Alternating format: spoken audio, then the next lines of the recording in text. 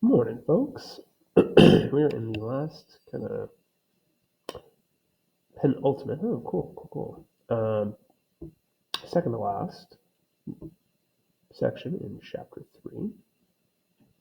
Maybe this will work. There we go. Still about functions. This is about qualitative functions. We're going to talk about intervals of increase and intervals of decrease. So yeah, there are less numbers in kind of this section, and kind of just more uh, understanding the concept of what's actually happening. Okay. So we got this kid Martin who rode his bike from his house to his aunt's house. He has two different routes he can take. And you kind of see in this little drawing right here. One route goes up and over the hill. The other route avoids the route by going around the edge of the hill. How do you think the routes will differ? What do you think about the relationship of speed and time? So, kind of zoom in on this, right? So, what we can imply is that these two routes, right, this one looks like it's longer, but it's flat. This one looks like it's shorter, but it is uphill and then downhill. So we'll kind of just like talk about what this means as he goes, right? So this kid Martin, if Martin takes the hilly route,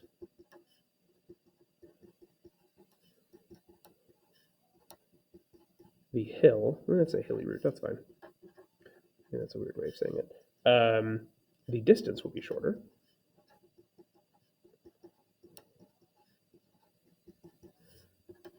But it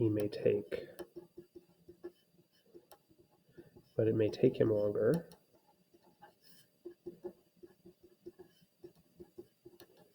because he has to go uphill. It's an L, by the way. Has to bike uphill.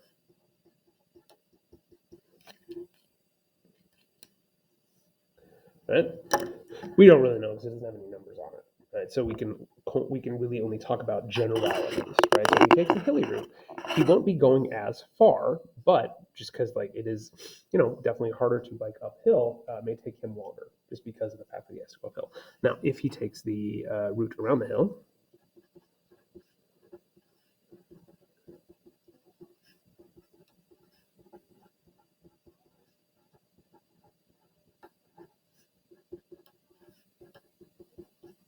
right, the distance will increase. The distance will be greater.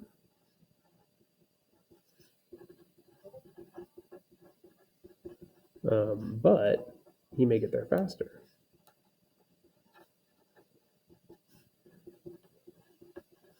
Because it's flat.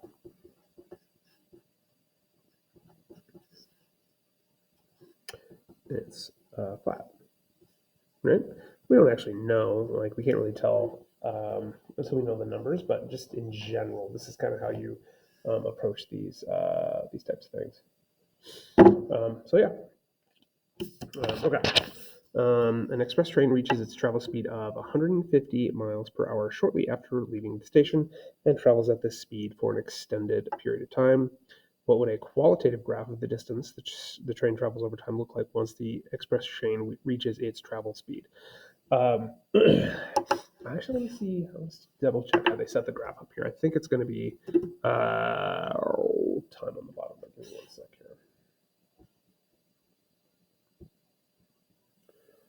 here. Okay, so the trick with this is we want to talk about the intervals that the situation occurs over. In this case, we have two intervals. We have kind of when it leaves the station, right? So basically, kind of that like acceleration period, and then we have the travel period where it's going at that 150 miles per hour. And so the idea here, right? We have a qualitative graph, right? So we have a graph like this, okay? What would a qualitative graph of the distance the train travels over time look like once the express train reaches its travel speed? So we're going to put time on our x-axis and distance on our y-axis. And so we have two different intervals of this, right? So we have it going kind of like this, right?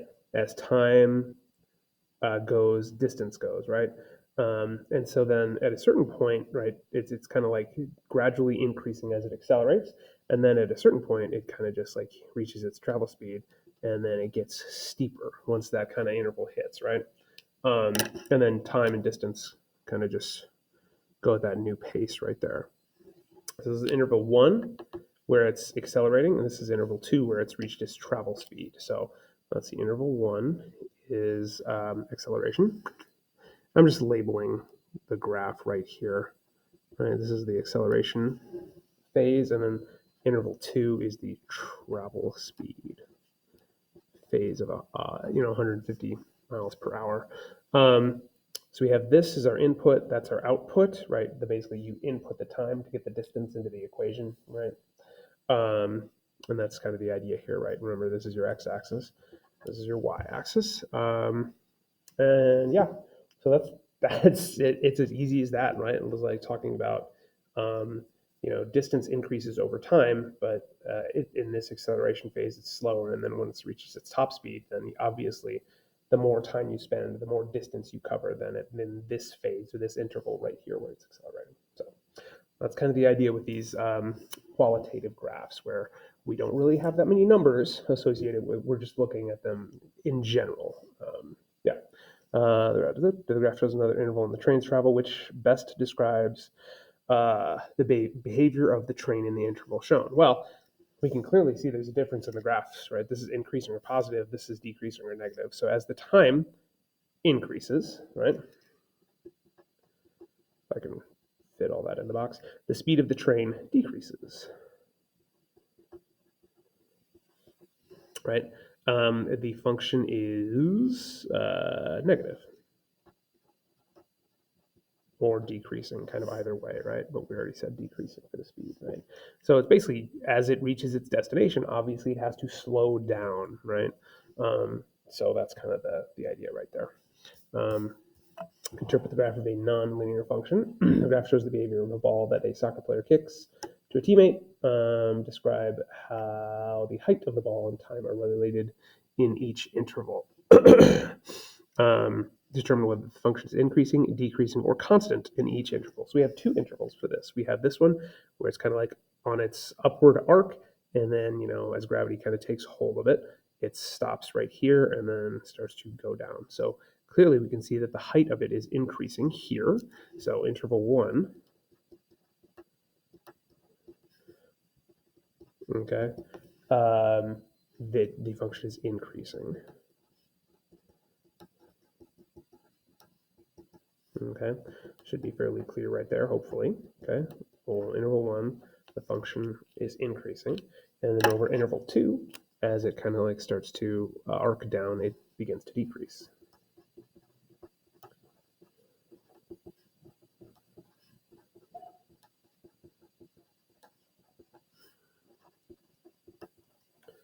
So yeah, right. I mean, there's no constant part of it. I mean, I guess the constant part would be, yeah, it's just increasing and decreasing, so we don't have to worry about constant in there.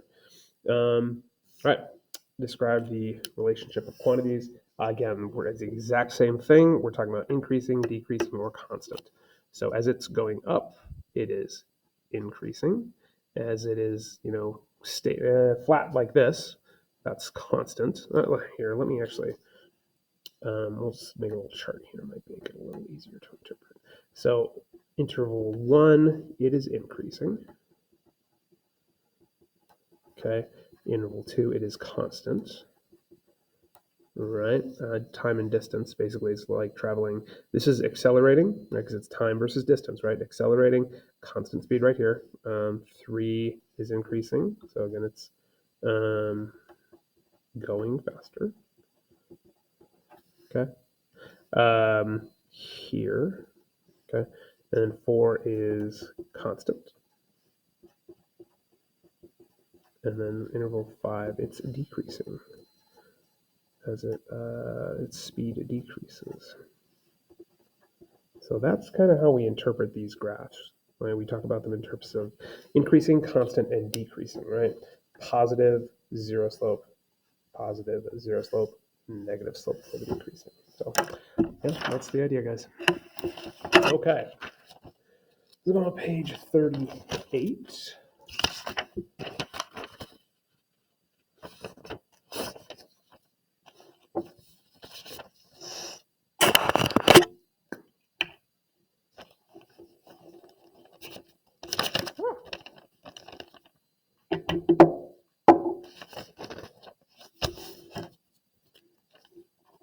And I'm not going to title these anymore because the title's right there. I was just doing double duty right there. So let's see. Let's put it in the table of contents though. So page 38, 3.5, intervals of increase and decrease. Okay, so 3-5, intervals of increase / decrease. Then it's on page 38. And there you go.